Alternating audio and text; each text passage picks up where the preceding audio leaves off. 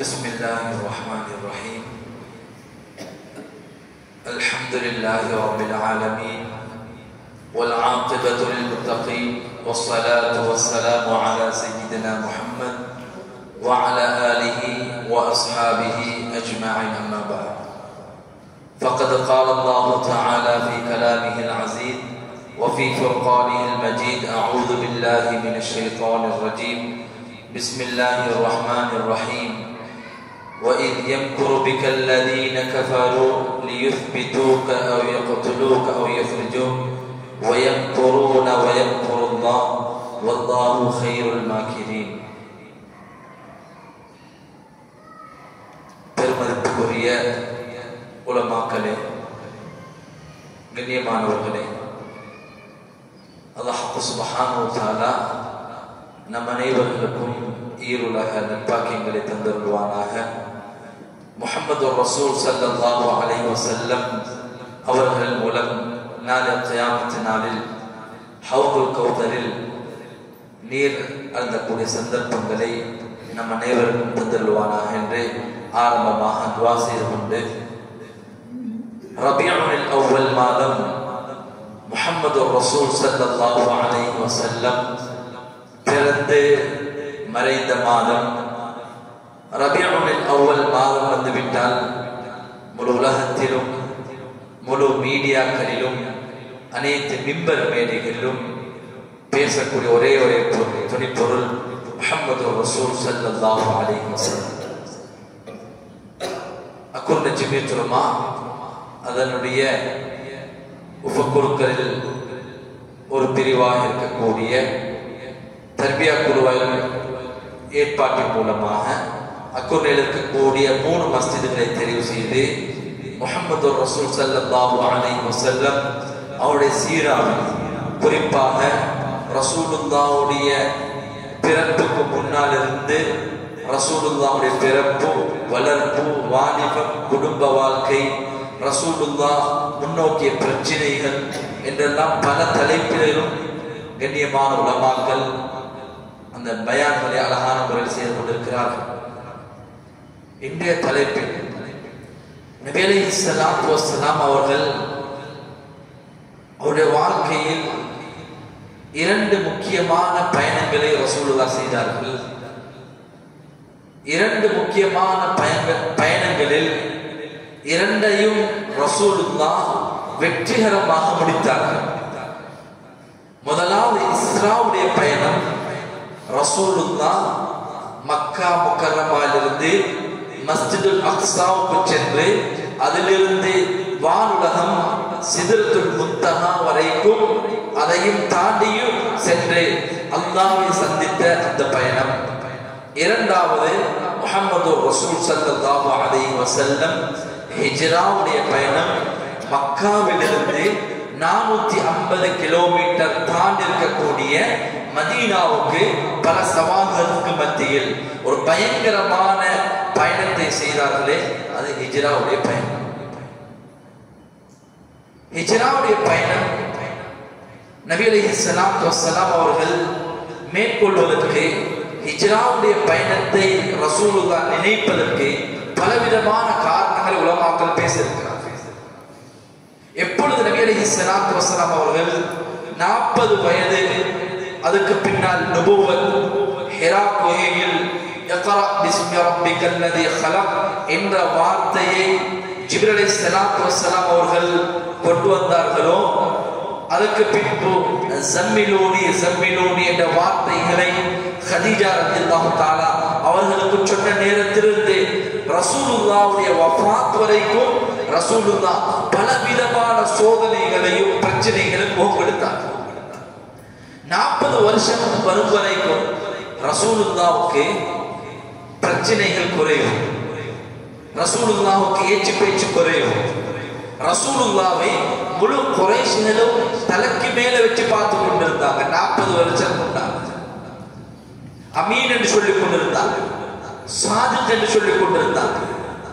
எப்பொழுது ரசூலுல்லாஹ் தஅவாவுடைய பிரச்சாரத்தை ஆரம்பித்தார்களோ, உம்மத்துக்காக வேண்டி தியாகம் செய்வதற்கு ஆரம்பித்தார்களோ, உம்மத்தை சொர்க்கத்தின் பக்கம் அழைத்துச் செல்வதற்காக வேண்டி அவர்களை அர்ப்பணித்தார்களோ அதிலிருந்து தான் ரசூலுல்லாஹ்வுக்கு ஒவ்வொரு நாளும் ஒவ்வொரு விதத்திலும் பிரச்சனைகள். உலக யதார்த்தத்திலும் ஒரு மனிதர் சாதாரணமாக வாழ்ந்து கொண்டிருக்கிறாரு. அவரும் அவர் குடும்பமும் அவர் கடையும் அவர செல்ஃபிஷ் வாழ்க்கை. அவர் மற்றவத்தை பத்தி பார்க்க மாட்டாரு, ஊரை பத்தி பார்க்க மாட்டாரு, உம்மத்தை பத்தி பார்க்க மாட்டாரு.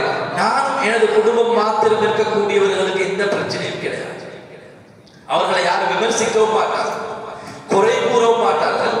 எப்பொழுது உம்மத்துக்காக வேண்டி சேவை செய்ய நினைப்போம், எப்பொழுது சமூகத்துக்காக வேண்டி சேவை செய்ய நினைப்போமோ, எப்பொழுது ஊருக்காக வேண்டி முன்னுக்கு நின்று சேவைகள் செய்ய நினைப்போம், அப்பொழுதுதான் பிரச்சனைகளும் அப்பொழுதுதான் சோதனைகளும் நாளுக்கு நாள் வந்து கொண்டிருக்கிறது. உலக யதார்த்தத்திலும் ரசூலுல்லாஹ் 40 வருஷத்துக்கு பின்னால ஒவ்வொரு நாளும் ஒவ்வொரு விதமான பிரச்சனைகள். ரசூலுல்லாஹ் கஅபாவுக்கு வந்தாங்க, அதிலேயும் ரசூலுல்லாஹ்வுக்கு பலவிதமான சோதனைகள், பிரச்சனைகள். ரசூலுல்லாஹி ஸல்லல்லாஹு அலைஹி வஸல்லம் அவர்களுடைய 2 மகள்கள் ருக்கையா உம்மு குல்தும், 2 பேரையும் உத்பா உதைபா 2 பேருக்கும் திருமணம் முடிச்சு கொடுத்திருந்தாங்க. 2 மருமகன்மார்கள். ரசூலுல்லாஹ் தஅவாவுடைய பிரச்சாரத்தை அந்த மக்கா முக்கர்ரமாவில் செய்து கொண்டிருக்கும் பொழுது இந்த 2 மருமகன்மாரும் 2 பேரையும் தலாக் செய்துட்டாங்க. 2 பேரும் வீட்டுக்கு வராங்க. ரசூலுல்லாஹ்க்கு குடும்ப ரீதியாக முதலாவது பிரச்சனை. ஷஅப் அபீ தாலிப் நபி அலைஹிஸ்ஸலாத்து வஸலாம் நுபுவத் 7 முதல் நுபுவத் 10 வரைக்கும் ரசூலுல்லாஹ்வையும் ரசூலுல்லாஹ்வை சேர்ந்தவர்களையும் ரசூலுல்லாஹ்வுக்கு உதவி செய்தவர்களையும் ரசூலுல்லாஹ்வுடைய நெருக்கமான குடும்பங்களையும் ஷஅப் அபீ தாலிபில் போட்டு பள்ளத்தாக்கில் வைத்து பொருளாதார தடை விதித்து வைத்திருந்தார். யாரும் பேச முடியாது, கொடுக்கல் வாங்கல் செய்ய முடியாது, பேச அவர்களோடு உறவாட முடியாது, அவர்களுக்கு தேவையான விடயங்களை செய்து கொடுக்க முடியாது. இது மக்கா முக்கர்ரமாவில் எழுதி வைக்கப்பட்ட சாசகமாக மாறி ஒரு சட்டமாக மாறி வைக்கப்பட்டது. 3 வருஷ காலம் சில ரிவாயத்துல பதிவாகலே சாப்பாடு இல்லாமல், குடிபானங்கள் இல்லாமல் பிள்ளைகளும் குழந்தைகளும் கத்துவார்களாம், அழுவார்களாம். மக்கா முக்கர்ரமாவில் இருக்கக்கூடிய அரபிகளும் கேட்டுக்கொண்டிருப்பார்கள். 3 வருஷ காலங்கள் பொருளாதார தடை விதிக்கப்பட்டது. காரணம் முஹம்மது ரசூல் ஸல்லல்லாஹு அலைஹி வஸல்லம் தஅவாவுடைய பிரச்சாரத்தை ஆரம்பித்தது. சஹாபாக்கள் நாளுக்கு நாள் நோவினை செய்யப்பட்டுக் கொண்டே இருக்கிறார்கள். சஹாபாக்கள் உரிமைகள் இல்லாமக்கப்பட்டுக் கொண்டே இருக்கிறது. நபி அலைஹிஸ்ஸலாத்து வஸலாம் நுபுவத் 10ல அபூ தாலிப் நபி அலைஹிஸ்ஸலாத்து வஸலாம் அவருக்கு மிகவும் நெருக்கமாக இருந்த, அவரை ஒரு மகனாக பார்த்து வந்த அபூ தாலிப் அவருடைய மரண செய்தி. சில காலங்களுக்கு பின்னால் கதீஜா ரலியல்லாஹு தஆலா அன்ஹா அவருடைய மனைவி தஅவாவுடைய பிரச்சாரத்துக்கு மிகப்பெரிய பங்களிப்பு செய்தவர்கள் கதீஜா ரலியல்லாஹு தஆலா அவருடைய மரண செய்தி.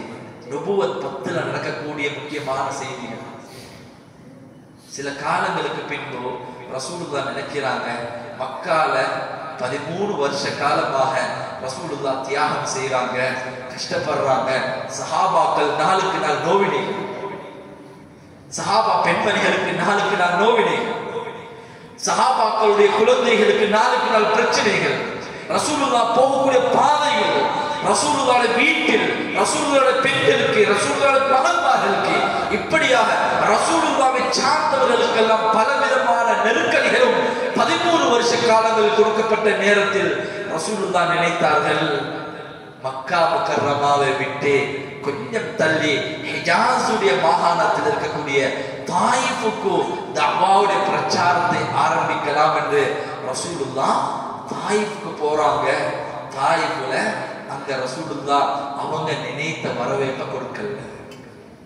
தாயிஃபுடைய சரித்திரத்தை எழுதக்கூடிய வரலாற்றாசிரியர்கள், தாயிஃபை பற்றி பேசக்கூடியவர்கள், தாயிஃபுடைய வரலாறு எழுதக்கூடியவர்கள் எல்லாம் கண்ணீர் வடிக்காம வரலாறு எழுதிய கிடையாது. அப்படி நோவினைகள் செய்யப்பட்டார்கள். தாயிஃபுடைய நாள் ஒரு பைத்தியக்காரனை போல ட்ரீட் பண்ணப்பட்ட காலம் தாயிஃபுடைய அந்த நேரம். இப்படியாக ரசூலுல்லாஹி ஸல்லல்லாஹு அலைஹி வஸல்லம் அவர்களுக்கு தொடர்ச்சியாக நெருக்கடிகள் கொடுக்கப்பட்ட நேரத்தில் ரசூலுல்லாஹ் நினைத்தார்கள், மக்கா முக்கர்ரமாவில் வைத்து எனக்கு சாதிக்க முடியாது, நான் இன்னொரு இடத்தை தெரிவு செய்ய வேண்டும், நான் இன்னொரு பிரதேசத்துக்கு போக வேண்டும். அதற்கு பின்புதான் ரசூலுல்லாஹ்வுடைய சிந்தனை, ரசூலுல்லாஹ்வுடைய ஆசை அல்லாஹ் சுப்ஹானஹு வ தஆலா கனவின் மூலம் காட்டுறான். யஸ்ரிப் என்று சொல்லக்கூடிய 450 கிலோமீட்டர் தாண்டி இருக்கக்கூடிய மதீனா முனவ்வரா, அந்த மதீனா முனவ்வராவை நபி அலைஹிஸ்ஸலாத்து வஸலாம் தெரிவு செய்கிறார்கள். நான் என்னோடு இருக்கக்கூடிய சஹாபாக்களை அழைத்து சென்று இந்த தஅவாவுடைய பிரச்சாரத்தை செய்வதற்கு மிகவும் பொருத்தமான இடம் அது மதீனா முனவ்வரா, யஸ்ரிப் சொல்லக்கூடிய மதீனா முனவ்வரா. நபி அலைஹிஸ்ஸலாத்து வஸலாம் இந்த செய்தி, இந்த அனுமதி அல்லாஹ்விடமிருந்து வந்ததற்கு பின்பு 2 மாதங்களுக்கு முன்னாலே ரசூலுல்லாஹ் அழகான ஒரு திட்டத்தை போட்டுறாங்க. ரசூலுல்லாஹ் மட்டும் மதீனாக்கு போய் சரி வராது. ரசூலுல்லாஹ்வை சார்ந்தவர்கள், ஈமானிய உள்ளங்கள் அனைவரும் மதீனாக்கு போக வேண்டும், அனைவரும் உளத்திருப்தியோடு போக வேண்டும், சந்தோஷமாக போக வேண்டும். ஏனென்று சொன்னால் ரசூலுல்லாஹ் 53 வருஷங்கள் மக்காவில் வாழ்ந்திருக்கிறார்கள். 53 வருஷம் மக்காவில் வாழ்ந்திருக்கிறார்கள். மக்காவில் ரசூலுல்லாஹ்வுடைய குடும்பங்கள், அவருடைய பிள்ளைகளுடைய குடும்பங்கள், அவருடைய சொத்துகள், இதே போன்று இருக்கக்கூடிய அனைத்து சஹாபாக்களும் 40 வருடங்கள், 50 வருடங்கள், 60 வருடங்கள் வாழக்கூடிய சஹாபாக்கள் இருக்கிறார்கள். அனைவரும் உளப்பூர்வமாக சந்தோஷமாக மதீனாக்கு போக வேண்டும். சொந்த ஊரை விட்டு, சொந்த நாட்டை விட்டு நாங்கள் பேசுவதற்கு, கதை சொல்வதற்கு இலகுவாக இருக்கும். அன்பானவர்களே, அந்த உணர்வு வித்தியாசமானது, அந்த உணர்வு வித்தியாசம். நபி அலைஹிஸ்ஸலாத்து வஸலாம் 2 மாதங்களுக்கு முன்னால் மதீனாவிலிருந்து வரக்கூடிய ஹஜ்ஜாஜிகளை சந்திப்பார்கள். இரவு நேரங்களில் சந்திப்பார்கள்.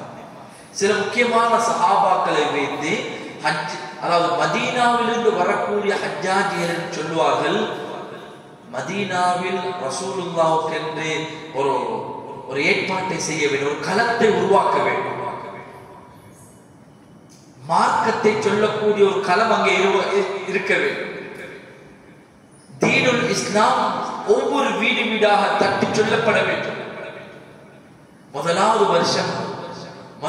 வருஷம் வரக்கூடியவர்கள், முதலாவது வருஷம் சிலவங்க வாராங்க, ஹஜ்ஜுக்கு வாராங்க, அவங்கள்ட்ட ரசூலுல்லாஹ் பேசுறாங்க. இரவு நேரத்துல தனிப்பட்ட முறையில நபி அலைஹிஸ்ஸலாத்து வஸலாம் சில சஹாபாக்களை வச்சு பேசுறாங்க. அந்த சஹாபாக்கள் அந்த அன்சாரிகளுக்கு மத்தியில பேசி அவங்களும் இஸ்லாத்தை ஏற்றுக்கொள்றாங்க. 2வது வருஷம் வராங்க, 2வது வருஷம் வந்தவங்களும் பேசப்பட்டவங்களும் அவங்களும் இஸ்லாத்துக்கு வராங்க. சுப்ஹானல்லாஹ், மதீனாவில் நாளுக்கு நாள் இஸ்லாமிய உணர்வுகள் உருவாக்கப்படுகிறது. முஸ்அப் இப்னு உமைர் என்று சொல்லக்கூடிய ஒரு ஆச்சரியமான சஹாபி மதீனா முனவ்வராக்கு ரசூலுல்லாஹ் அனுப்புறாங்க. மதீனா முனவ்வரால ரசூலுல்லாஹ்வுக்கு இருந்த அந்த களத்தை பலப்படுத்துவதற்காக வேண்டி, ஒவ்வொரு வீட்டிலேயும் தீனுடைய சுடர் வீச வேண்டும் என்பதற்காக வேண்டி முஸ்அப் இப்னு உமைர் அவர்களோடு சேர்ந்த சஹாபாக்கள் பெரிய ஒரு முயற்சி செய்யறாங்க. நாளுக்கு நாள் மதீனாவில் சுப்ஹானல்லாஹ் தீனுடைய சுடர் வீசிக்கொண்டே இருக்கிறது. 2வது ஒப்பந்தம் நடக்குது. மதீனாவிலிருந்து வந்தவர்களுக்கும் ரசூலுல்லாஹ்வுக்கும் ரசூலுல்லாஹ்வுடைய முஹாஜிரி சஹாபாக்களுக்கும் சில ஒப்பந்தங்கள் நடக்குது. ரசூலுல்லாஹ் வரப்போறாங்க. ரசூலுல்லாஹ்வை பாதுகாக்கக்கூடிய பொறுப்பு மதீனாவாசிகள் பொறுப்பெடுக்க வேண்டும். சஹாபாக்கள் வாராங்க, உரிமைகளை விட்டு, உடைமைகளை விட்டு, குடும்பத்தை விட்டு எல்லாத்தையும் விட்டுட்டு வாராங்க சஹாபாக்கள். அவர்கள் பாதுகாக்கப்பட வேண்டும். இப்படியான ஏற்பாடுகள் நடந்ததுக்கு பின்பு சஹாபாக்கள் நபி அலைஹிஸ்ஸலாத்து வஸலாம் அவங்கள்ட்ட அனுமதி கேட்கிறாங்க. அனுமதி கொடுத்ததுக்கு பின்பு ஒவ்வொரு சஹாபாக்களும் மதீனாவை நோக்கி பயணமாகி கொண்டிருக்கிறாங்க. சில சஹாபாக்கள் மதீனாக்கு போனாங்க.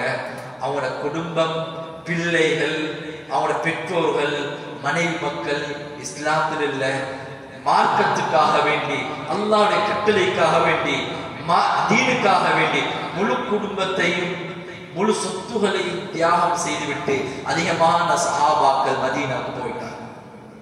இன்னும் சில சஹாபாக்கள் மதீனாவுக்கு போகக்கூடிய நேரத்துல குறைஷிகள் காஃபிர்கள் சொல்றாங்க, சுஹைபுர் ரூமி, சல்மான் ஃபாரிசி போன்ற சஹாபாக்கள் மதீனாவுக்கு போகக்கூடிய நேரத்துல அங்கே சொல்லப்படுகிறது, நீங்க ரோம்ல இருந்து வந்தவங்க, நீங்க பாரிஸ்ல இருந்து வந்தவங்க, நீங்க மக்காவல வச்சுதான் இப்படியான சொத்துக்களை நீங்க சேர்த்து இருக்கிறீங்க. நீங்க போறதாக இருந்தால் மக்காட போர்டர்ல இருக்கிற அனைத்து சொத்துகளையும் நீங்க விட்டுட்டு தான் போறீங்க. அந்த சஹாபாக்கள் அதையும் விட்டுட்டு போறாங்க. அப்துல் ரஹ்மான் பின் அவுஃப் போன்ற மிக முக்கியமான சஹாபாக்கள் மக்காவுடைய போர்டர் இருக்கும் பொழுது அவர்களுக்கு சொல்லப்பட்ட வார்த்தை என்ன தெரியுமா? அப்துல் ரஹ்மான் பின் அவுஃப், நீங்க போகணும்டா, உங்களோட அனைத்து சொத்துகளையும் விட்டுட்டு தான் போகணும். அப்துல் ரஹ்மான் பின் அவுஃப் ஆடைகளையும் சில ஆடைகளை கீழே விட்டுட்டு போனாங்க. அல்லாஹ் அப்துல் ரஹ்மான் பின் அவுஃப் போன்ற சஹாபாக்கள் தீனுக்காக வேண்டி, மார்க்கத்துக்காக வேண்டி அனைத்து சொத்துகளையும் விட்டுட்டு போனாங்க மக்கால. அல்லாஹ் மதீனால கொடுத்தார். சஹாபாக்கள் மக்காவை விட்டாங்க, அல்லாஹ் மதீனாவை கொடுத்தாங்க. இன்னும் சில சஹாபாக்கள் யாருக்கும் தெரியாம மதீனாவுடைய போர்டர் பக்கமாக மெதுவாக போய்கொண்டிருக்கிறாங்க. மக்கால ஹரத்துடைய எல்லைகள்ல, மக்காவுடைய பஜார்கள்ல ஒரு சத்தம் பேசிக் கொண்டிருக்கிறாங்க. குறைஷ் காஃபிர்கள் பேசிக் கொண்டிருக்கிறாங்க. நாளுக்கு நாள் முஸ்லிம்கள் மதீனாவை நோக்கி போய்கொண்டே இருக்கிறாங்க. இது ஆபத்தான ஒரு பயணம். மக்காவுடைய முஸ்லிம்கள் மக்கால் இருக்கும் பொழுது எங்கட கட்டுப்பாட்டில் இருப்பாங்க, எங்கட நிர்வாகத்துக்கு கீழே இருப்பாங்க, எங்களுக்கு கீழே கண்ட்ரோல் இருப்பாங்க. ஆனா மதீனாவுக்கு போயிட்டாங்கன்னு சொன்னா அவங்க எங்களுக்கு எதிராக வரக்கூடும், எங்களுக்கு எதிராக வரக்கூடும், எங்களுக்கு எதிரான பேச்சுகளை பேசுவாங்க, எங்களை கடவுள் கொள்கைகளுக்கு எதிரான பேச்சுகளை பேசுவாங்க. மிக முக்கியமாக மக்காலிருந்து ஷாமுக்கு போகக்கூடியவங்க மதீனாவை தாண்டித்தான் செல்ல வேண்டும். எமது வியாபார கூட்டங்களும் அவர்களில் மாட்டிக்கொள்ளக்கூடும் என்பதற்காக வேண்டி மஷூரா செஞ்சு கொண்டிருக்கிறாங்க. இந்த சஹாபாக்களை எப்படி தடுப்பது? அதிகமான சஹாபாக்கள் என்ன நிலைமை வந்தாலும் போய்கொண்டிருக்கிறாங்க. ஹஸரத் உமர் ரலியல்லாஹு தஆலா போன்றவர்கள் வீர வசனத்தோட போயிருக்கிறாங்க. மக்காவுடைய போர்டர்ல இருக்கும் பொழுது ஹஸரத் உமர் ரலியல்லாஹு தஆலா போன்றவங்க சொன்னாங்க, நான் இதோ மதீனாவுக்கு போகிறேன். யார் அவரோட பிள்ளைகளை அனாதையாக்க வேணுமோ, யார் அவரோட பெண்களை விதவையாக்க வேணுமோ, யாரு அவரோட பெற்றோர்களை பிள்ளைகள் இல்லாத பெற்றோர்களாக உருவாக்க வேணுமோ, நீங்க என்ன செய்ய வேண்டாம், என்ன பித்து எழுந்து வர முடியும். இப்படியும் சில சஹாபாக்கள் அதிகமானவங்க மதீனாவுக்கு போய்கொண்டிருக்கிறாங்க. மக்காவுடைய பஜார்ல தாருன் நதுவான்னு சொல்லக்கூடிய ஒரு இடம். தாருன் நதுவான்னு சொல்றது மக்கால ஒரு உயர்பீடம், மஷூரா நடக்கக்கூடிய ஒரு உயர்பீடம். அதனால் குறைஷியுடைய தலைவர்கள் எல்லாம் சேர்ந்து மஷூரா பண்ணுவாங்க. ஒரு நாள் தினம் குறைஷியுடைய தலைவர்கள் எல்லாம் அந்த தாருன் நதுவாவில் மஷூரா செஞ்சு கொண்டிருக்கிறாங்க.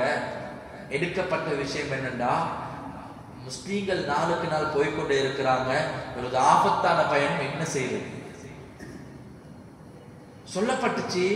முஸ்லீம்கள் சஹாபாக்கள் போய்கொண்டிருக்கிறாங்க, நாங்கள் இதுக்கு தீர்வாக எடுக்கணும்.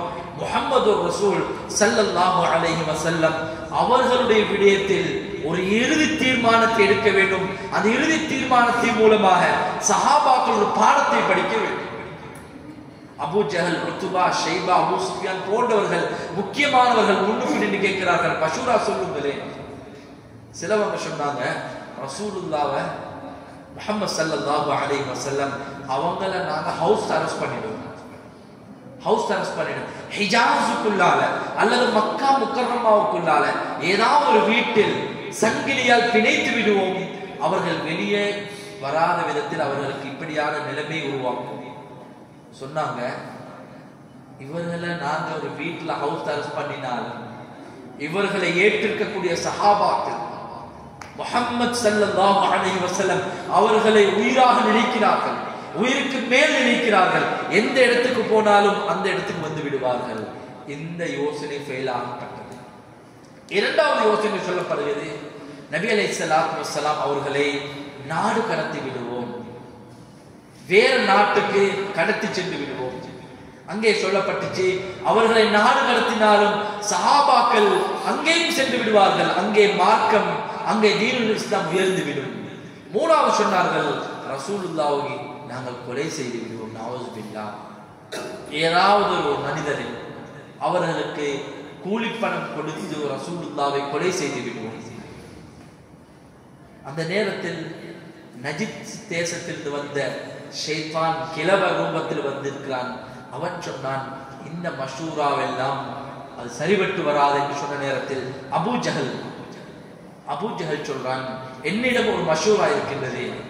எமது மக்காவில் இருக்கக்கூடிய 40 கோத்திரங்களை, 40 குடும்பத்தை சேர்ந்த 40 ஜவான்களை, ஜாம்பவான்களை நாங்கள் தெரிவு செய்வோம், அவர்களுக்கு பயிற்சி கொடுப்போம், வாள் வீசுவதற்கான அனைத்து ஏற்பாடுகளையும் செய்து விடுவோம்.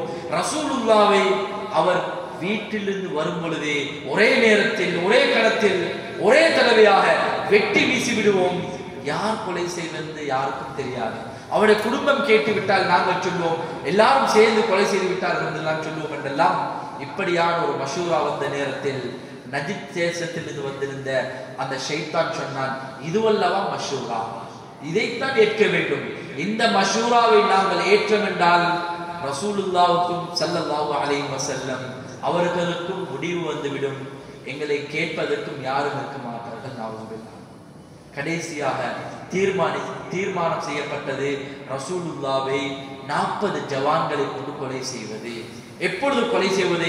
சஃபருல் முதஃபர் மாதம் 27ஆம் நாள் தஹஜ்ஜுடைய நேரத்தில் ரசூலுல்லாஹ் மஸ்ஜிதுக்கு செல்லும் பொழுதே 40 ஜவான்களை கொண்டு ரசூலுல்லாவை கொலை செய்வதற்கு நேரத்தையும் திகதியையும் இடத்தையும் குறித்து விட்டார்கள். இந்த மஷூராவுடைய சமரிய அல்லாஹ் சுப்ஹானஹு வ தஆலா ஜிப்ரீல் அலைஹிஸ்ஸலாத்து வஸ்ஸலாம் அவர்கள் மூலம் ரசூலுல்லாஹ் அறிவித்து விட்டார். وَإِذْ يَمْكُرُ بِكَ الَّذِينَ كَفَرُوا لِيُثْبِتُوكَ أَوْ يَقْتُلُوكَ أَوْ يُخْرِجُوكَ وَيَمْكُرُونَ وَيَمْكُرُ اللَّهُ وَاللَّهُ خَيْرُ الْمَاكِرِينَ. அல்லாஹ்வே சொல்றான், لِيُثْبِتُوكَ أَوْ يَقْتُلُوكَ أَوْ يُخْرِجُوكَ. நபியே நாயகமே, உங்களுக்கு எதிராக ஒரு திட்டம் போடப்படுகிறது, உங்களை ஹவுஸ் அரெஸ்ட் பண்ண வேண்டுமாம், உங்களை சங்கிலியால் பிணைக்க வேண்டுமாம், உங்களை கொலை செய்ய வேண்டுமாம். வயம்குரூன வயம்குருல்லாஹ். அல்லாஹ்வும் அவங்களும் திட்டம் போடுறாங்க, அல்லாஹ்வும் திட்டம் போடுறான். வல்லாஹு கைருல் மாக்கிரீன். அல்லாஹ்வுடைய திட்டம் தான் கடைசியாக நிகழப்போகும். நபி அலைஹிஸ்ஸலாத்து வஸ்ஸலாம் அவர்களுக்கு அல்லாஹ்வுடைய அனுமதி வந்துட்டது, மதீனாவுக்கு போகும்படி. சஹாபாக்கள் அதிகமானவங்க போயிட்டாங்க. ஹஸரத் அபூபக்கர் ரலியல்லாஹு தஆலா வராங்க, யா ரசூலல்லாஹ், அதிகமான சஹாபாக்கள் போக கண்டேன், நான் எப்பொழுது ஹிஜ்ராவுடைய பயணம் போறது, எனக்கு எப்ப அந்த சந்தர்ப்பம் கிடைக்கும்? நபி அலைஹிஸ்ஸலாத்து வஸ்ஸலாம் சொன்னாங்க, அஸ்ஸஹ்பா மஅக யா அபூபக்கர். அபூபக்கர் ரலியல்லாஹு தஆலா அவர்களே, நான் ஹிஜ்ரா போறது உங்களோட தான். ஹஸரத் அபூபக்கர் ரலியல்லாஹு தஆலா வந்த சந்தோஷத்தால் அழுதாங்களாம். ஹஸரத் ஆயிஷா ரலியல்லாஹு தஆலா அறிவிப்பு செய்றாங்க, இதே போல சந்தோஷப்பட்டதை என் வாழ்க்கையில என் வாப்பா சந்தோஷப்பட்டு அழுததை நான் கண்டதே கிடையாது. ஹிஜ்ரா பயணம் 450 கிலோமீட்டர் தாண்டி போகணும், நடந்து போகணும். எவ்வளவு பயங்கரமான பயணம்! முழு ஹிஜாஸும் பார்த்து கொண்டிருக்கிறது ரசூலுல்லாஹ்க்கு என்ன நடக்க போகுது. 8க்கு மேற்பட்ட கூட்டங்கள் போடப்படுகிறது ரசூலுல்லாஹ்வுடைய தலையை வெட்டுவதற்கு. ரசூலுல்லாஹ்வோட போகக்கூடிய ஒரு மிக பயங்கரமான ஆபத்தில் இருக்கிறாரு. ஆனா அபூபக்கர் ரலியல்லாஹு தஆலா சொல்றாங்க, யா ரசூலுல்லாஹ், நம்மளோட தான் போகணும். நபி அலைஹிஸ்ஸலாத்து வஸ்ஸலாம் ஆரம்பமாக சில திட்டங்களை போடுறாங்க. முதலாவது ரசூலுல்லாஹி ஸல்லல்லாஹு அலைஹி வஸல்லம் போட்ட திட்டம், அமானிதங்கள் ரசூலுல்லாஹ் வைத்திருந்தாங்க. அமானிதங்களை உரியவங்கள்ட்ட கொடுப்பதற்காக வேண்டி ஹஸரத் அலி ரலியல்லாஹு தஆலா மட்டும் சொல்றாங்க, நீங்க இந்த குறித்த அமானிதங்களை குறிச்சவங்கள்ட்ட கொடுக்கக்கூடிய பொறுப்பு உங்களுக்கு தந்திருக்கு. இக்கட்டான நிலைமை, இக்கட்டான நேரங்கள் கூட ரசூலுல்லாஹ் அமானித பொருட்களோடு எப்படி நடந்து கொண்டிருக்கிறார். நாங்களும் அமானித பொருட்களும் அமானிதமான விடயங்களும் அமானிதமான செய்திகளோட எங்கட நிலைமைகள் எப்படி இருக்குது நாங்க பார்த்துக்கோம். இரண்டாவது ஹஸரத் ஸல்லல்லாஹு அலைஹி வஸல்லம் அப்துல்லா பின் அபூபக்கர் அல்லது அப்துர் ரஹ்மான் பின் அபூபக்கர் ரலியல்லாஹு தஆலா அவரோட மகனை கூப்பிட்டு சொல்றாங்க, சஃபருல் முதஃபர் மாதம் 27ஆம் நாள் தஹஜ்ஜுடைய நேரத்தில் நானும் உங்களோட தந்தையும் மதீனாக்கு போக போறோம். சௌர் குகையில 3 நாட்கள் நிக்க போறோம். எங்கட 3 நாட்களுடைய சாப்பாட்டு தேவையை நீங்க தான் பூர்த்தி செய்யணும். அதுக்குரிய டிரான்ஸ்போர்ட்டை நீங்க தான் செய்யணும். இந்த நேரத்துல வரணும், இந்த நேரத்துல நீங்க திரும்பி வரணும்னு ரசூலுல்லாஹி ஸல்லல்லாஹு அலைஹி வஸல்லம் அப்துர் ரஹ்மான் பின் அபூபக்கரை நியமிச்சிட்டாங்க. ஆமிர் பின் ஃபுஹைராக்கு சொல்றாங்க, ஆடு மேய்க்கக்கூடியவர், அவங்கள கூப்பிட்டு சொல்றாங்க, இந்த 3 நாள்லையும் எங்களுக்கு பாலுடைய தேவை, பாலை கறந்து தரக்கூடிய பொறுப்பு உங்களுக்கு. அப்துல்லா பின் உரைத்து சொல்லக்கூடியவர், அவரு இஸ்லாத்தை சார்ந்தவர் அல்ல, ஒரு மாற்று மதத்தை சார்ந்தவர். அவங்களோடையும் ரசூலுல்லாஹ் இப்படி நடந்து கொண்டாங்க. அவரும் ரசூலுல்லாஹ்வுக்கு உதவி செய்யறதுக்கு தயாராகிறார். அவர் ஒரு முஸ்லிம் அல்ல, ரசூலுல்லாஹ்வுடைய இக்கட்டான பயணத்தில் இருக்கிறாங்க. அவரும் தயாராகிறாரு, நான் ரசூலுல்லாஹ்வுக்கு உதவி செய்யறது தயார். இப்படியாக 3 பேரை ரசூலுல்லாஹ் நியமிக்கிறார். நபி அலைஹிஸ்ஸலாத்து வஸ்ஸலாம் சஃபருல் முதஃபர் மாதம் 27ஆம் நாள் தஹஜ்ஜுடைய நேரத்துல ரசூலுல்லாஹ்வுடைய இபாதத்தை முடிக்கிறாங்க. வீட்டுக்கு வெளியே பார்த்தா 40 ஜாம்பவான்கள் ரசூலுல்லாஹ்வை கொலை செய்வதற்காக வேண்டி தயாராகி கொண்டிருக்கிறார்கள். 40 பேரும் அவர்களோடு இருந்த அபூ ஜஹல், அபூ சுஃபியான், உத்பா, ஷைபா போன்றவர்கள் நாம் பேசிக் கொண்டிருக்கிறார்கள். நாளைய நாள் சூரியன் உதயமாகும் பொழுது இந்த உலகத்தில் முஹம்மத் ஸல்லல்லாஹு அலைஹி வஸல்லம் என்று சொல்லக்கூடியவர் இருக்க மாட்டார். இந்த சஹாபாக்களுக்கு மார்க்கத்தை சொல்லக்கூடிய ஒரு மனிதர் இருக்க மாட்டார் என்ற வசனங்கள் எல்லாம் சொல்லிக் கொண்டிருக்கும் பொழுது நபி அலைஹிஸ்ஸலாத்து வஸ்ஸலாம் கதவை திறக்கிறார்கள். வாளை ஏந்தி கொண்டிருக்கிறார்கள். ரசூலுல்லாஹ் அவர்களுக்கு கீழாக இருக்கக்கூடிய மண்ணை எடுக்கிறாங்க, மண்ணை தூவுறாங்க. அவர்கள் கூடாக அவர்கள் இருக்கக்கூடிய அதே திசையில ரசூலுல்லாஹ் வஜஅல்னா மின் பைனி ஐதீஹிம் சத்தன் வ மின் கல்ஃபிஹிம் சத்தன் ஃபஅக்ஷைனாஹும் ஃபஹும் லா யுப்சிரூன். அல்லாஹ் சொல்றான், அவர்களுக்கு மத்தியிலே நாங்கள் திரைகளை போட்டோம். 40 ஜவான்களும் ஜாம்பவான்களும் தயாராகி கொண்டிருக்கிறாங்க. ரசூலுல்லாஹ் கதவை திறந்து காலை வச்சா அடுத்த செகண்ட் ரசூலுல்லாஹ்வோட கழுத்தை இல்லாம ஆக்குவாங்க. நஊஸ் பில்லாஹ். அல்லாஹ்வுடைய ஏற்பாட்டை பாருங்க. 40 ஜவான்கள் இருக்கக்கூடிய நேரத்தில் அவர்களை ஊடுருத்து ரசூலுல்லாஹ் போறாங்க. யாருக்கும் தெரியல. ரசூலுல்லாஹ் அவங்களோட முகத்துல மண்ணை தூவிட்டு போறாங்க. குர்ஆன்ல தான் பேசுறாங்க. நபி அலைஹிஸ்ஸலாத்து வஸ்ஸலாம் ஹஸரத் அபூபக்கர் ரலியல்லாஹு தஆலா அவருடைய வீட்டுக்கு சென்று அவருடைய வீட்டுடைய பின்புறத்தால் தஹஜ்ஜுடைய நேரத்துல சௌர் குகையை நோக்கி போறாங்க. வலமையாக மதீனாவுக்கு போற ரூட் இல்லாம அதுக்கு மாற்றமான ஒரு பாதையை ரசூலுல்லாஹ் தெரிவு செய்யறாங்க. மாற்றமான பாதையை தெரிவு செய்து சௌர் குகையை நோக்கி போறாங்க. நபி அலைஹிஸ்ஸலாத்து வஸ்ஸலாம் வீட்டுக்கு வெளியே இருந்த 40 ஜவான்களும் நீண்ட நேரமாக பார்க்கிறாங்க ரசூலுல்லாஹ்வை காணோம். வீட்டுக்குள்ளே போனா அந்த ஹஸரத் அலி ரலியல்லாஹு தஆலா அந்த படுக்கையில் தூங்கி கொண்டிருக்கிறாங்க. தாக்கப்படுறாங்க ஹஸரத் அலி ரலியல்லாஹு தஆலா. அந்த 40 ஜவான்களும் அறிஞ்சு கொண்டாங்க ரசூலுல்லாஹ் எங்களை விட்டு தப்பி சென்று விட்டார். நபி அலைஹிஸ்ஸலாத்து வஸ்ஸலாம் சௌர் குகைக்கு போய் கொண்டிருக்கிறாங்க. 27ஆம் நாள் மக்காவுடைய ஹரத்துடைய எல்லைகள்ல மக்காவுடைய பஜார்ல மிகப்பெரிய பிரகடனம் பேசப்படுகிறது. மிகப்பெரிய மஷூராக்கள் பேச்சுகள் பேசப்படுகிறது. முஹம்மது ஸல்லல்லாஹு அலைஹி வஸல்லம் எங்களை விட்டு தப்பி சென்று விட்டார்கள். இதே நிலைமை உருவாகினால் மக்கா வாசிகளுக்கு வித்தியாசமான நிலைமை உருவாகும். எனவே முஹம்மது ஸல்லல்லாஹு அலைஹி வஸல்லம் அவருடைய தலைக்கு 100 ஒட்டகம் கொடுக்கப்படும். ரசூலுல்லாவை உயிராக அல்லது உயிரற்ற நிலைமையில் கொண்டு வந்து சேர்த்தால் 100 ஒட்டகங்கள் கொடுக்கப்படும் என்று சொல்லப்பட்ட நேரத்தில் அனைத்து திசைகளும் சல்லடை போட்டு தேடப்படுகிறார்கள். ரசூலுல்லாஹ் அதிகமானவர்கள் வளமையான மதீனாவுடைய பாதையில் செல்கிறார்கள். அபூ சுஃபியான் ரலியல்லாஹு தஆலா பின்னால் இஸ்லாத்துக்கு வந்தவர்கள். அவர்கள் மாற்றி யோசிக்கிறார்கள். ரசூலுல்லாஹ் சில நேரத்தில் வேறு பாதையை தெரிவு செய்திருந்தால் அவர்கள் ரசூலுல்லாஹ் போன பாதையை நோக்கி வருகிறார்கள். நபி அலைஹிஸ்ஸலாத்து வஸலாம் சௌருடைய குகையில் கீழ்ப்புறத்தில் இருக்கிறார்கள். கீழ்ப்புறத்தில் இருக்கும் பொழுது ரசூலுல்லாஹ்வுக்கு சௌர் குகைக்கு போனவங்களுக்கு தெரிஞ்சிருக்கும் எவ்வளவு பிரம்மாண்டமான மலை.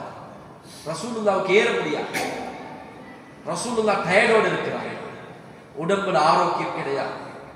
ஹஜ்ரத் அபூபக்கர் ரலியல்லாஹு தஆலா நபி அலைஹிஸ்ஸலாத்து வஸலாம் அவருடைய முபாரக்கான மேனியை சுமந்து கொண்டு ரசூலுல்லாஹ் அணைச்சு கொண்டு ஒவ்வொரு கட்டமாக ஏறி போறாங்க சௌருடைய குகைக்கு. ஹஜ்ரத் ஸல்லல்லாஹு அலைஹி வஸல்லம் அவர்களை கூட்டிக் கொண்டு வந்திருக்கிறாங்க. சௌருடைய குகைக்கு உள்ளே போகும் முன்னர் ஹஜ்ரத் அபூபக்கர் ரலியல்லாஹு தஆலா சொல்றாங்க, நபியே நாயகமே, இந்த குகையை பார்த்தால் சுத்தம் இல்லாம இருக்குது, விஷஜந்துகள் இருக்கலாம்.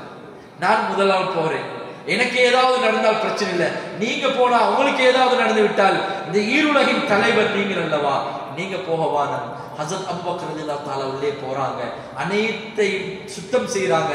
18க்கு மேற்பட்ட துவாரங்கள் இருந்துச்சு. அவங்கள கீழாலைய கிழித்து ஒவ்வொன்றுக்கும் வச்சாங்க. 2 துவாரங்கள் மாத்திரம் இருக்கக்கூடிய நிலைமையில் ரசூலுல்லாஹ் அழைக்கிறாங்க. ஹஜ்ரத் அபூபக்கர் ரலியல்லாஹு தஆலா 2 கால்களையும் அந்த வைத்து அந்த துவாரங்களை அடைச்சு கொள்றாங்க. நபி அலைஹிஸ்ஸலாத்து வஸலாம் இருந்த களைப்பினால தூங்க நினைக்கிறாங்க. ஹஜ்ரத் ஸல்லல்லாஹு அலைஹி வஸல்லம் அபூபக்கர் ரலியல்லாஹு தஆலாவோட மடியில படுத்துக் கொள்றாங்க. நீண்ட நேரம் ரசூலுல்லாஹ் டயர்ட்ல தூங்குறாங்க, களைப்புல தூங்குறாங்க. திடீரென்று ஹஜ்ரத் அபூபக்கர் ரலியல்லாஹு தஆலா ஒரு உணர்வு ஏற்பட்டுச்சு. 2 கால்களையும் 2 துவாரத்தில் வைத்திருக்கிறார்கள். ஏதோ ஒரு விஷஜந்தி, பாம்பு அல்லது ஒரு விஷஜந்தி அவர்களை கொத்திக் கொண்டிருக்கின்றது. காலை அசைத்தால், உடம்பை அசைத்தால், விரல்களை கைகளை அசைத்தால், உடம்பு ஆடினால் ரசூலுல்லாஹ்வுடைய தூக்கம் கலைந்து ரசூலுல்லாஹ் களைப்புடன் இருக்கிறார்கள். என்னுடைய ஹபீபுடைய தூக்கம் கலைந்து விடக் கூடாது என்பதற்காக வேண்டி நீண்ட நேரமாக அதே விதத்தில் காலை வைத்துக் கொண்டிருக்கிறார்கள். என்றாலும் அவருடைய கண்களால் ஆட முடியாமல் இருக்கவில்லை. கண்கள் ஆடியதற்கு பின்பு கண்களிலிருந்து கண்ணீர் வடிந்து ரசூலுல்லாஹ்வுடைய முபாரக்கான கன்னத்தில் விழுகின்றது. உடனே எழுந்து இருக்கிறார்கள் ரசூலுல்லாஹி ஸல்லல்லாஹு அலைஹி வஸல்லம். மாலக யா அபூபக்கர், என்ன நடந்துச்சியா அபூபக்கர் என்று கேட்ட நேரத்தில் நடந்ததை சொன்ன நேரத்தில் சொன்னாங்க ஸல்லல்லாஹு அலைஹி வஸல்லம், அல்லாஹும்ம ஜஅல் அபூபக்கர் ஃபீ தரஜதி யௌமில் கியாமா, யா அல்லாஹ் என்னை இந்த அபூபக்கர் ரலியல்லாஹு தஆலா அவர்களையும் கியாமத் நாள் ஒன்றோடு வைத்திரு என்று சொன்னாங்க. கீழாடைய பார்த்த கீழாடை இல்லை, கிழித்து வச்சிருக்கிறாங்க. சௌர் குகையில் இருக்கும் பொழுது அப்துல் ரஹ்மான் பின் அபூபக்கர் ரலியல்லாஹு தஆலா மகரிபுடைய நேரத்துல வருவாங்க. மக்காவுடைய செய்தி என்னென்ன நடக்குது, யார் யாரெல்லாம் எந்தெந்த இடத்துக்கு போயிருக்கிறாங்க செய்தியை எடுத்து கொண்டு வருவாங்க. மகரிபுடைய நேரத்தில் வந்து ரசூலுல்லாஹ்வோடு இருப்பாங்க. அஸ்மா பின் அபூபக்கர் ரலியல்லாஹு தஆலா, ஹஜ்ரத் அபூபக்கர் ரலியல்லாஹு தஆலாவோட மகள், சாப்பாடை எடுத்துக்கொண்டு வரும் பொழுது சாப்பாடை போடுறதுக்கு ஒரு பேக் அல்லது கட்டுறதுக்கு ஒரு துணி இல்லாம இருந்துச்சு. உடனே அவங்களோட முந்தானையை கிழித்து அவ்வாறு அந்த சாப்பாடை கட்டி கொடுக்குறாங்க. நபி அலைஹிஸ்ஸலாத்து வஸலாம் இந்த செய்தியை கேட்டோன்னு சொன்னாங்க, ஜாத்துன் நிதாக்கைன்னு பேர் வச்சாங்க அஸ்மா பின் அபூபக்கர். காரணம், அந்த ஹிஜ்ராவுடைய பயணத்தில் அஸ்மா பின் அபூபக்கர் ரலியல்லாஹு தஆலா செஞ்ச ஒரே ஒரு வேலை, சின்ன ஒரு வேலை, சாப்பாடு போகுது, அந்த சாப்பாடை ஒழுங்காக வைக்கணும்ன்றதுக்காக வேண்டி அவருடைய முந்தானை அல்லது கீழாடி கொஞ்சம் கிழித்து கட்டி கொடுத்தாங்க. தீனுக்காக வேண்டி ஒரு சின்ன ஒரு வேலை, தீனுக்காக வேண்டி சின்ன ஒரு பங்களிப்பு, சின்ன ஒரு தியாகம், சின்ன ஒரு அர்ப்பணிப்பு. அல்லாஹ் நாள கியாமத்தினால ஜாத்துன் நிதாக்கைன் என்று அஸ்மா பின் அபூபக்கர் ரலியல்லாஹு தஆலா வர்ணிப்பாங்க. ஆமிர் பின் ஃபுஹைரா என்ன செய்யறாருன்னு சொன்னா, ரசூலுல்லாஹ்வுக்கு பால் கறந்து கொடுக்குறாங்க. சௌருடைய கொடுத்து வரும் பொழுது அப்துல் ரஹ்மான் பின் அபூபக்கர் அவங்க மக்காலிருந்து சௌர் குகைக்கு வந்து சௌர் குகையிலிருந்து மக்காவுக்கு போகக்கூடிய கால் தடங்கள் எல்லாம் அழிச்சு கொண்டிருந்தாங்க. ஆமிர் பின் ஃபுஹைரா அப்துல்லா பின் உரைக்கிட்ட நபி அலைஹிஸ்ஸலாத்து வஸலாம் சொல்லியிருந்தாங்க, 3 நாட்களுக்கு பின்பு நீங்க சௌர் குகைக்கு கீழால வரணும். 3 நாட்கள் போனதுக்கு பின்பு சல்லடை வேட்டைகள், அதாவது குறைஷிகள் தலைவர்கள் காஃபிர்கள் தேடிக்கொண்டிருந்தாங்க. அவங்களுடைய சல்லடை தேடல்கள் ஓய்ந்ததுக்கு பின்பு 3 நாட்களுக்கு பின்பு அப்துல்லா பின் உரைக்கு வாராரு சௌர் குகையுடைய அடிவாரத்துக்கு. இதுக்கு முன்னால அபூ சுஃபியான் ரலியல்லாஹு தஆலா ஒரு பலவீனமான ரிவாயத்தாக இருந்தாலும் சௌர் குகையுடைய மேல் புறத்துக்கு வந்துட்டாங்க. சௌர் குகை மேல் புறத்துக்கு எல்லாரும் மதீனாவை நோக்கி போய் கொண்டிருக்கும் பொழுது அபூ சுஃபியான் ரலியல்லாஹு தஆலா ஒரு நுணுக்கமானவர், பத்ருடைய யுத்தத்தில் மிகப்பெரிய பங்களிப்பு செய்திருக்கிறார். நுணுக்கமானவர் யோசித்திருக்கிறாரு. எல்லாரும் மதீனாவை நோக்கி போயிருக்கிறாங்க, ரசூலுல்லாஹ் மாற்று பாதையை தான் தெரிவு செஞ்சிருப்பாங்க என்பதை நுணுக்கமாக முடிவு செய்து சௌர் குகைக்கு நெருக்கமாக வந்துட்டாங்க. ஹஸரத் அபூபக்கர் ரலியல்லாஹு தஆலா சொல்லுவாங்களாம், அவங்க காலை எடுத்து பார்த்துட்டாங்கன்னா எங்களை கண்டுடுவாங்க. இந்த நேரத்தில் சொல்றாங்க ரசூலுல்லாஹ், லா தஹஸன் இன்னல்லாஹ மஅனா, பயப்பட வரவங்க எங்களோட இருக்கு. 3 நாட்களுக்கு பின்பு அப்துல்லா பின் உரைத்தத் 2 ஒட்டகத்தோட வாராரு. 2 ஒட்டகத்தோட நபி அலைஹிஸ்ஸலாத்து வஸலாம் அவர்களும் ஹஸரத் அபூபக்கர் ரலியல்லாஹு தஆலா அவர்களும் அப்துல்லா பின் உரைத்தத் 3 பேருமாக சேர்ந்து மதீனாவுடைய பயணத்தை ஆரம்பிக்கிறார். 450க்கு மேற்பட்ட கிலோமீட்டர் தாண்டி போகணும். போகக்கூடிய நேரத்தில் அதிகமான சம்பவம். ஹிஜ்ரத்துடைய பயணம் சொல்றது 1447 ஹிஜ்ரி ஆண்டு. ஹிஜ்ரியா ரசூலுல்லாஹ் ஹிஜ்ரா போன சம்பவத்தை வச்சுதான் முதலாவது ஹிஜ்ரின்னு கணக்கெடுத்திருக்காங்க. 1447வது வருடத்துல இருக்கிறோம் என்று சொன்னா 1447 வருடங்களுக்கு முன்னால ரசூலுல்லாஹ் மக்காவை விட்டு மதீனாவுக்கு போனாங்க. மக்காவுடைய போர்டரை தாண்டுற நேரத்துல ரசூலுல்லாஹ் அழுது படிக்கிறாங்களாம், மா அத்தியபகியா மக்கா. மக்காவுடைய அந்த காட்சிகள் மறைய கஅபாவுடைய காட்சிகள் மறைய ரசூலுல்லாஹ் அழுது படிக்கக்கூடிய வார்த்தைகள், மா அத்தியபகியா மக்கா, மக்காவே கஅபாவே நீ எவ்வளவு சிறப்பானது. இதுல கவிதைகளை படிச்சு ரசூலுல்லாஹ்க்கு அந்த மக்காவையும் கஅபாவையும் விட்டு போறதுக்கு விருப்பம் இல்லை. ஆனா தீனுக்காக வேண்டி போறாங்க ரசூலுல்லாஹ். 450 கிலோமீட்டர் தாண்டி போகக்கூடிய நேரத்துல முதலாவது ஒரு இடத்துக்கு போறாங்க. உம்மு மஅபத் என்று சொல்லக்கூடிய ஒரு சாதாரண குடிசை வீட்டில் ஒரு பெண்மணி இருக்கிறாங்க. ரசூலுல்லாஹ் போறாங்க, பசிச்சு இருக்கிறாங்க. போனவங்களுக்கும் சாப்பாட்டுக்கு தேவை இருக்குது. அந்த பெண்மணிகிட்ட கேட்கிறாங்க, ஏதாவது சாப்பாட்டுக்கு தேவை இருந்தா கொஞ்சம் தாங்களேன். அந்த பெண்மணி சொன்ன வார்த்தை, என்னுடைய நிலைமை இப்படித்தான் இருக்குது, எனக்கும் ஒன்றும் கிடையாது, எனது பிள்ளைகளுக்கும் ஒன்றும் கிடையாது, எனது கணவனும் ஒரு பலகீனமான நிலைமையில தான் இருக்கிறாரு, எங்களோட பிராணிகள் ஆடுகளை பாருங்களேன், கறப்பதற்கு பாலும் கிடையாது, பால் மடி காய்ந்து போயிருக்கிறது. நபி அலைஹிஸ்ஸலாத்து வஸலாம் ஒரு பாத்திரத்தை கொண்டு வர சொன்னார்கள். அந்த பெண்மணி ஒரு பாத்திரத்தை கொண்டு வந்தார்.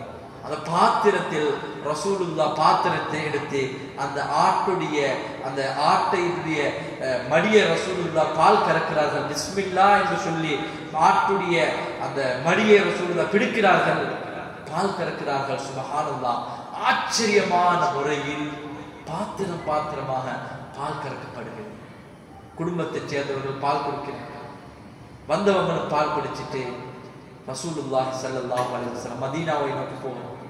அபூ மஅபத் இஸ்லாத்துக்கு வந்தார் பின்னால ரலியல்லாஹு தஆலா.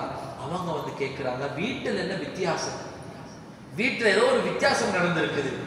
பெண்மணி சொன்னா, நீங்க பஜாருக்கு போனதுக்கு பின்னால இப்படியாக ஒரு மனிதர் வந்தாரு, இப்படியெல்லாம் சில நிகழ்வுகள் நடந்துச்சு, பிஸ்மில்லா என்ற வார்த்தைகளை சொன்னாரு, அவருடைய உடல்கள் அவருடைய அங்க அவயங்கள் இப்படி எல்லாம் இருந்தது என்ற வார்த்தைகளை சொன்னதுக்கு பின்பு அபூ மஅபத் சொல்றாரு, இவரைத்தான் முழு ஹிஜாஸுடைய தலைவர்கள், இவரைத்தான் முழு ஹிஜாஸுடைய வீரர்களும், இவரைத்தான் முழு ஹிஜாஸுடைய மக்களும் தேடிக்கொண்டிருக்கிறார்கள். இவருடைய தலைக்கு தான் 100 ஒட்டகங்கள் கொடுக்க போயினர் ரசூலுல்லாஹ்வுடைய தலைக்கு. அபூ மஅபத் சொல்றாரு, ஆச்சரியமான மனிதர், அவரை நான் இன்னொரு நாள் கண்டேன் என்று சொன்னால் நிச்சயமாக சத்தியமாக அவர் எந்த வார்த்தைகளை சொல்லிக் கொண்டிருக்கிறாரோ அதை நான் பின்பற்றுவேன்.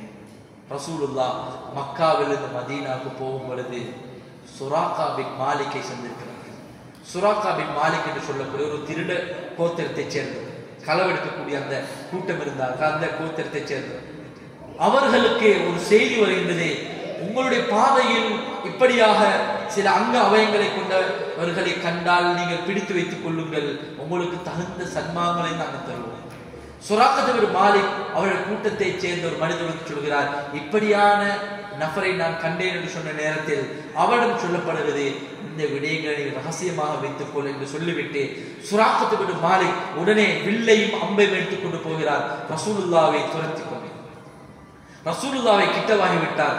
சுராக்கத் பின் மாலிக் சொல்றாரு, நான் ரசூலுல்லாவை நெருங்கி விட்டேன், ரசூலுல்லாவை கிட்டவாகி விட்டேன், என்னுடைய காதுகளால் நான் கேட்டுக்கொண்டிருக்கிறேன் ரசூலுல்லா குர்ஆனை ஓதிக்கொண்டிருந்தார்கள்.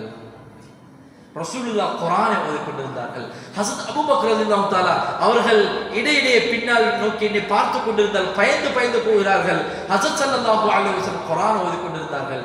நான் உடனே என்னுடைய வில்லை வைத்து எனது அம்பை நான் ரசூலுல்லாஹ்வுக்கு குறிபார்த்தேன். நான் அம்பு வீசுவதில் அம்பு எய்வதில் மிகவும் தேர்ச்சி பெற்றவன்.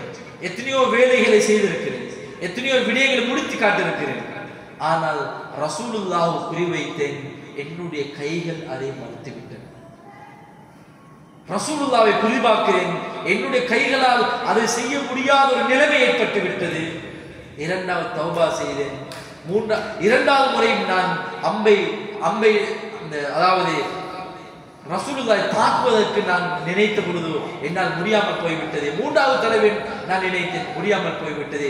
இப்படியாக 3 தடவைகள் நான் முயற்சித்த நேரத்திலும் என்னால் முடியாமல் போய்விட்டது. இறுதியாக தௌபா செய்துவிட்டேன். நபி அலைஹிஸ்ஸலாத்து வஸலாம் மதீனாவை நெருங்கிவிட்டார்கள். ஹர்ரா என்ற இடத்துக்கு நபி அலைஹிஸ்ஸலாத்து வஸலாம் வரப்போகிறார்கள் என்ற செய்தி கேட்ட நேரத்தில் மதீனாவுடைய அனைத்து மக்கள், இஸ்லாத்தை தழுவியவர்கள், இஸ்லாத்தை தழுவாதவர்கள், முனாஃபிக்குகள், பெரியவர்கள், சிறியவர்கள், யார் அந்த ரசூலுல்லாஹ் அவர்களை காண்பதற்காக வேண்டி ஹர்ராவுடைய பிரதேசத்தில் மதீனாவுடைய மக்கள் வெள்ளமாக இருந்தார்கள். ரசூலுல்லாஹ்வை கண்ட நேரத்தில் தலஅல் பத்ரு அலைனா மின் சனியாத்தில் வதா என்ற அழகிய கவிதைகளை சொல்லி வரவேற்றார்கள். கவிதைகள் இப்படியாக ஹிஜ்ராவுடைய பயணம் என்பது ரசூலுல்லாஹ்வுடைய வாழ்க்கையில் நடந்த மிக முக்கியமான ஒரு பயணம். ரசூலுல்லாஹ் யஸ்ரிப் என்று சொல்லக்கூடிய அந்த பிரதேசம் ரசூலுல்லாஹ்வுடைய வருகைக்கு பின்பு மதீனா முனவராவாக மாறிச்சு. யஸ்ரிப் என்று சொல்லக்கூடிய அந்த பிரதேசம் ரசூலுல்லாஹ்வுடைய வருகைக்கு பின்பு அதிகமான வெற்றிகளை கொண்டு வந்த பூமியாக மாறிச்சு. ரசூலுல்லாஹ் மதீனாவுக்கு போனதுக்கு பின்பு சஹாபாக்களுக்கும் ரசூலுல்லாஹ்வுக்கும் நிம்மதியான வாழ்க்கை கொண்டு வந்த பயணமாக ஹிஜ்ராவுடைய பயணம் நடந்துச்சு. இஸ்ராவுடைய பயணம் அல்லாஹ்வுடைய உதவி, அல்லாஹ்வுடைய ஏற்பாடு, வானவர்களுடைய ஏற்பாடு. அதாவது ஹிஜ்ராவுடைய பயணம் அல்லாஹ்வுடைய உதவி, ரசூலுல்லாஹ்வுடைய சஹாபாக்களுடைய மிகப்பெரிய முயற்சி, அல்லாஹ் வெற்றியாக்கி கொடுத்தார். இந்த ரெண்டிலையும் ரசூலுல்லாஹ் வெற்றியாக முடித்தார். எனவே இந்த பயணத்தை நாங்கள் முழுமையாக நாங்கள் படிக்க வேண்டும். இதனுடைய விரிவாக்கம் அதையும் படிக்க வேண்டும். இதில் இருக்கக்கூடிய படிப்பினைகள், ரசூலுல்லாஹ்வுடைய நம்பிக்கை பாருங்கள். என்ன நிலைமை வந்தாலும் 450 கிலோமீட்டர் தாண்டி போக வேண்டும். எவ்வளவு பயங்கரமான நிலைமை. உறுதியான ஈமானை கொண்டு வந்தார்கள். யார் என்ன நினைத்தாலும், யார் எவ்வளவு திட்டம் போட்டார்கள். 40 ஜவான்கள் கதவு வாசல் இருக்கிறார்கள், அவர்களால் ஒன்றுமே செய்ய முடியாது. பூர்த்தியான ஈமான் எங்களுடைய வாழ்நாளில் கொண்டு வர வேண்டியது பூர்த்தியான ஈமான். ரசூலுல்லாஹ் இருந்த நம்பிக்கை, தியாகத்தை பாருங்கள்.